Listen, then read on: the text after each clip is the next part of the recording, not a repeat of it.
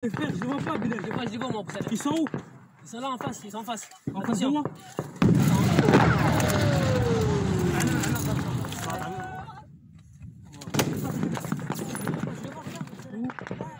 Ah, c'est bon. C'est les frères, c'est les frères. C'est les frères, hein? Ouais. Tiens, Boussala, c'est le rocher.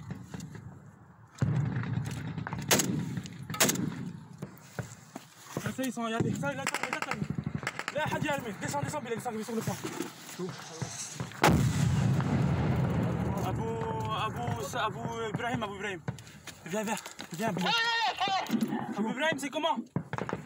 Voilà, on les entend parler français. Qui sont-ils, ces hommes qui combattent l'armée syrienne et la Russie, bien sûr, sur le sol syrien? Effectivement, donc ils sont au combat, ils sont sur zone depuis plusieurs années. On a vu la personne avec un turban vert, c'est Bilal Homsen, donc c'est le fils d'un prédicateur franco-sénégalais, Omar Homsen. Et la deuxième personne qu'on voit tirée à la mitrailleuse PKM, c'est un autre djihadiste français qu'on a déjà vu dans un reportage de nos confrères de France 2 il y a quelques années. Donc c'est des gens qui sont là-bas sur zone depuis 2013, ça fait un moment.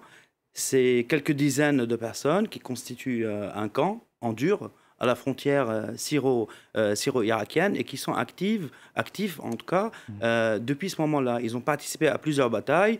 Les plus emblématiques, c'est la bataille de Kassab, c'est un village arménien qui a été pris par rebelles et djihadistes en 2014 à la frontière turque. Puis la bataille de Jisr, la fameuse bataille d'Idlib, ville, quand la ville est tombée, a été perdue par l'armée syrienne, mais aussi la bataille d'Alep. Donc c'est des combattants dispatchés sur différentes batailles. Et ça dépend où ils ont besoin d'eux, j'ai envie de dire.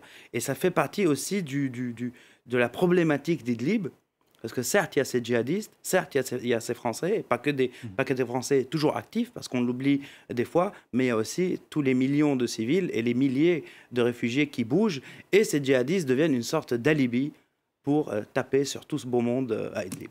Ils ont prêté allégeance à qui?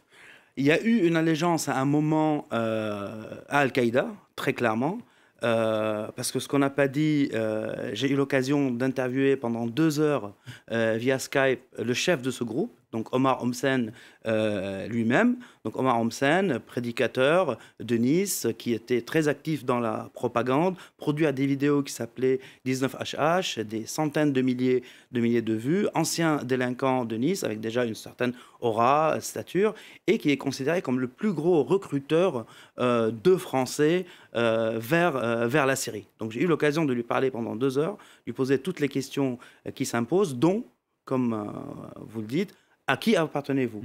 Il m'a dit, à un moment, il y a une allégeance à Al-Qaïda qui a été rompue quand Zawahiri, le chef d'Al-Qaïda central, a demandé un renouvellement d'allégeance. Parce que lui, il veut rester indépendant et il estime qu'il dépend donc d'aucun groupe aujourd'hui. Il a eu un vrai travail commun avec le Parti islamique du Turkestan jusqu'en 2018, donc c'est les Ouïghours, les Chinois, qui sont aussi très actifs dans la zone d'Idlib. Mais aujourd'hui, il envoie ses soldats ou ses combattants à droite et à gauche, là où il y a besoin, et il prétend qu'il n'a aucune allégeance à aucun groupe. Pas de relation donc à Ayat Tahrir al-Sham, qui est l'ex-front al-Nosra, la branche syrienne d'Al-Qaïda. C'est compliqué, parce que les relations avec Ayat al-Sham sont très compliquées entre lui et Ayat al-Sham. Ils l'ont mis en prison 2 fois. C'est eux qui l'ont forcé à rendre une fille à sa mère belge. Ils l'ont mis en prison pour qu'il rende cette fille. Et Al-Qaïda, là, on a vu les combats. Donc ces combattants combattent dans une chambre, un état-major commun où Al-Qaïda est présente.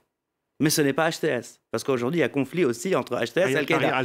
Voilà, donc c'est compliqué. Donc d'où cette particularité de sa situation, où cet homme qui a réussi à attirer des dizaines, pour ne pas dire des centaines, de jeunes en Syrie qui ont fini dans les rangs de l'État islamique, dont certains responsables des attentats du 13 novembre, beaucoup sont morts sur zone, certains sont même rentrés, ils ont purgé leur peine en France, ils sont déjà sortis. Et lui, il est toujours sur place, est toujours actif sur place, malgré toutes ces contradictions avec tous les groupes qui sont là-bas. Pour replacer ce qu'on vient de voir dans l'actualité, ce témoignage que vous avez recueilli dans l'actualité du jour, Quelle relation entretient ce groupe d'Omar Homsen avec la Turquie, accusée très clairement aujourd'hui par la Russie de combattre aux côtés des terroristes en Syrie? Tout à fait. Il a une position vis-à-vis de la Turquie qui est une position classique, je veux dire, djihadiste. Il prétend qu'il n'a pas de relation réelle avec la Turquie, mais de fait, aujourd'hui, ces combattants se battent côte à côte avec d'autres combattants qui se battent pour le compte de la Turquie. Mais lui, il estime que là, c'est pour repousser l'ennemi, donc repousser Assad. À un moment, je lui ai dit, est-ce qu'il y a des passages en Turquie? Parce qu'à un moment, il passait en Turquie. Il m'a dit, il n'y a plus de passages. Depuis qu'ils ont construit le mur, ce n'est plus possible.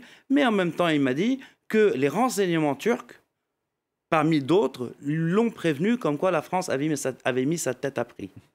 Et là, ça m'a fait quand même tilt, parce qu'en me disant, il n'y a pas de relation avec les Turcs, mais il y a quand même eu quelqu'un de chez les Turcs qui l'a prévenu comme quoi sa tête est mise à prix, soi-disant par la France. Omar Homsen, aujourd'hui, il se sent une responsabilité vis-à-vis des djihadistes qu'il a embrigadés? Aucune, surtout ceux qui ont été impliqués dans le 13 novembre. Il m'a fait une comparaison avec le 13 novembre. Voilà, il m'a fait une comparaison avec les fabricants de couteaux. Il m'a dit que si quelqu'un fabrique un couteau, le couteau peut être utilisé pour couper des oignons ou pour tuer des gens.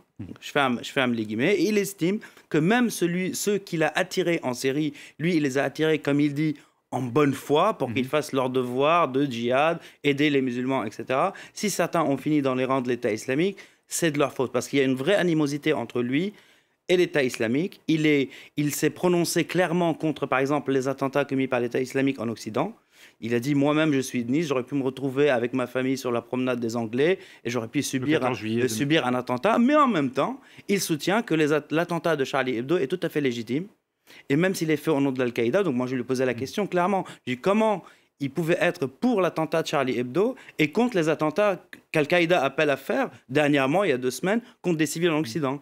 Il m'a dit, Charlie Hebdo, il y a comme il dit, il y a un consensus comme quoi ils méritaient ce qu'ils ont eu, on ferme les guillemets, mais que toute attaque, même si c'est un appel d'Al-Qaïda contre des civils, qu'il était tout à fait contre. Il m'a même dit qu'il a certaines fois, il a empêché des attentats en France. Je lui dis comment?